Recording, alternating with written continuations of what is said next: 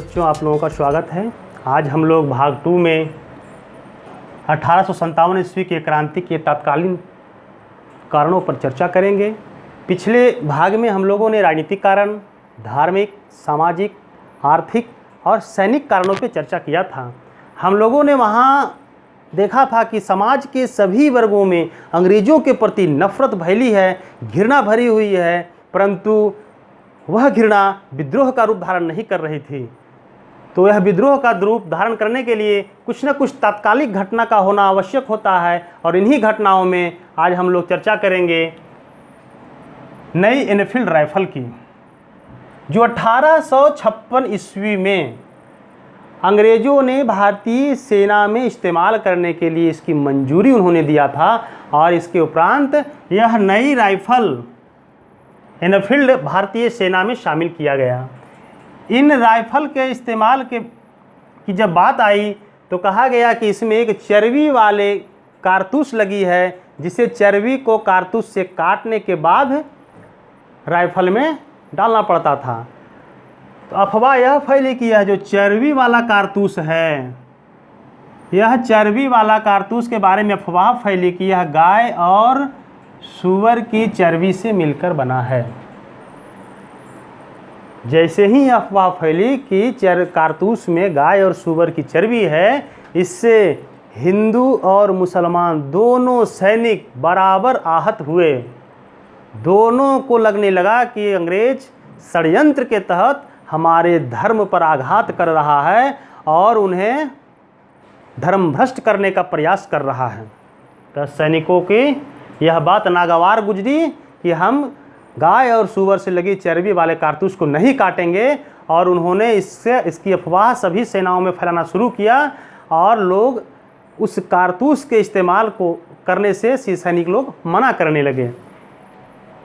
इसी परिदृश्य में हम जब 26 मार्च को आगे बढ़ते हैं, 1857 ईस्वी को 34वीं रेजिमेंट के मंगल पांडे, जो बैरकपुर छावनी में सिपाही के रूप में तैनात था, उन्होंने चर्बी वाले कारतूस का इस्तेमाल करने से साफ मना कर दिया, और अपने 2 सैनिक अफसर लेफ्टिनेंट बाग और ह्यूरसन की हत्या उन्होंने कर दी।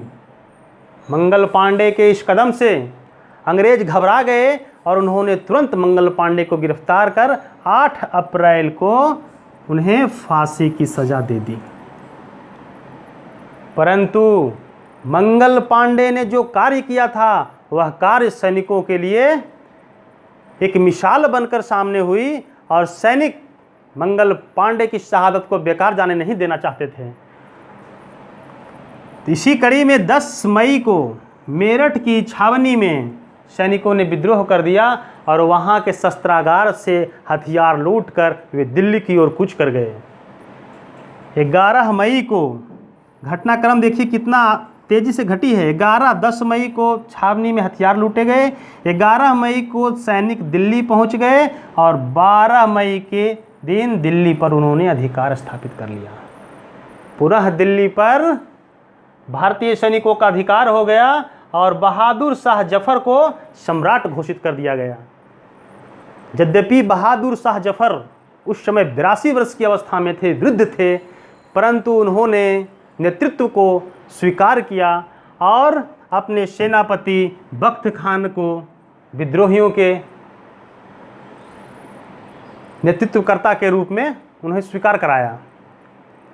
अब सम्राट घोषित होने के बाद बहादुर शाह और सेनापति बख्त खान ने भारत के अन्य राज्यों और राजाओं से संपर्क स्थापित किया और उन्हें इस विद्रोह में आमंत्रित किया। उन्होंने कहा कि यह अच्छा मौका है कि अभी हमारे साथ हमारे सैनिक हैं, हम चाहें तो अंग्रेजी सत्ता को भारत से उखाड़ कर फेंक सकते हैं। जैसा कि हम सभी जानते हैं कि डलहौजी के नीतियों के कारण भारतीय राजा पहले से क्षुब्ध थे, जमींदार पहले से क्षुब्ध थे, और इसका लाभ उन्होंने उठाया, और उन राजाओं ने बहादुर शाह जफर की बात को मान लिया। बहादुर शाह जफर की बात मानने वालों में से कानपुर, बरेली, झांसी, अवध, बंगाल एवं बिहार प्रांत के शासक थे। इन्होंने कहा कि चलो अंग्रेजी सत्ता से अच्छा है कि मुग़ल हुकूमत के तहत रहा जाए, जहां हम स्वतंत्र रूप से अपना कार्य कर सकते हैं। अब विद्रोह जो है बहादुर शाह जफर के माध्यम से कानपुर की ओर चला। बरेली झांसी में प्रारंभ हो गया, कानपुर में नाना साहेब ने इसकी कमान संभाली, झांसी में रानी लक्ष्मीबाई ने कमान संभाली, अवध में वाजिद अली शाह के पुत्र और उसकी पत्नी ने कमान संभाली, बिहार में बाबू कुंवर सिंह ने कमान संभाली। तो हमने देखा कि जो क्रांति सैनिकों के द्वारा प्रारंभ कर दी गई और वह दिल्ली होते हुए भारत के अन्य राज्यों में वह फैल गया और बड़ी ही तेजी गति से इन राज्यों में अंग्रेजों को शिकस्त मिलना प्रारंभ हो गया। इन विद्रोहों को जब हम देखेंगे तो इन विद्रोहों में बिहार का जो बाबू वीर कुंवर सिंह थे, जिन्होंने सबसे अधिक विजय 1857 की क्रांति में पाई थी और लंबे समय तक इन्होंने अंग्रेजी सत्ता को बिहार से, जगदीशपुर से दूर रखा था। हम इसको इस मैप से समझ सकते हैं बच्चों कि जब दिल्ली से चलकर इन राज्यों में यह क्रांति प्रवेश करी तो इन राज्यों को हम इस मैप के माध्यम से देख सकते हैं कि यहाँ दिल्ली है, यहाँ कोटा है, इधर ग्वालियर मध्य प्रदेश का एरिया है, लखनऊ मेरठ का एरिया है, बिहार का एरिया है और ये बंगाल जो बांग्लादेश तत्कालीन एक ही में था। तो इस प्रकार से यह क्रांति का जो क्षेत्र था वह इन भागों में ही दृष्टिगत होता है। इस मैप में जब हम देखते हैं तो भारत के यह भाग, दक्षिणी भाग, भारत का यह भाग, उत्तर भाग और ये पश्चिमी भाग दोनों इसे छूते रह जाते हैं, जिसका लाभ अंग्रेजों को मिलता है क्योंकि क्रांति लगभग यह मध्य भारत और पूर्व के और उत्तर के कुछ क्षेत्रों तक ही सीमित रह गई और ऐसी स्थिति आने के चलते अंग्रेजों को विद्रोह को दबाने में बड़ा ही सहूलियत हुई क्योंकि यह क्षेत्र और यह क्षेत्र उनके माकूल थी। तो इस चीज़ को हम लोग अगले क्लास में देखेंगे कि किस प्रकार से इनके विद्रोह को दबाया गया जो बड़ी तेज़ी गति से उभरा था। बच्चों 1857 की क्रांति को स्वरूप पर जब हम चर्चा करते हैं तो इसे कुछ इतिहासकारों ने सिपाही विद्रोह की संज्ञा दी है, कुछ इतिहासकारों ने भारतीय स्वतंत्रता संग्राम का प्रथम विद्रोह कहा है, वहीं कुछ इतिहासकारों ने कहा कि यह सामंतों सिपाहियों का सीमित क्षेत्र में किया गया विद्रोह था। परंतु जो कुछ भी था यह विद्रोह भारतीय राजनीतिक में महत्वपूर्ण स्थान रखता है और इससे अंग्रेज़ों के लिए आगे समस्याएं उत्पन्न होनी प्रारंभ हो गई थी।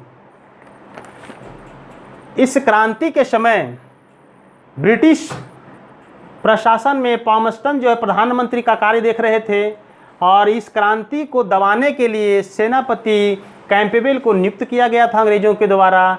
भारत में 1857 ईस्वी में गवर्नर जनरल के रूप में लॉर्ड कैनिंग कार्यरत थे। तो अब हम अगले भाग में देखेंगे कि कैंपबेल और कैनिंग ने किस प्रकार से इन क्षेत्रों में फैली विद्रोह को दबाने का प्रयास किया, इसका परिणाम क्या हुआ और किस प्रकार उन्होंने विद्रोह को दबाया, इसे हम नेक्स्ट भाग में पढ़ेंगे। थैंक यू बच्चों, आज के लिए इतना ही।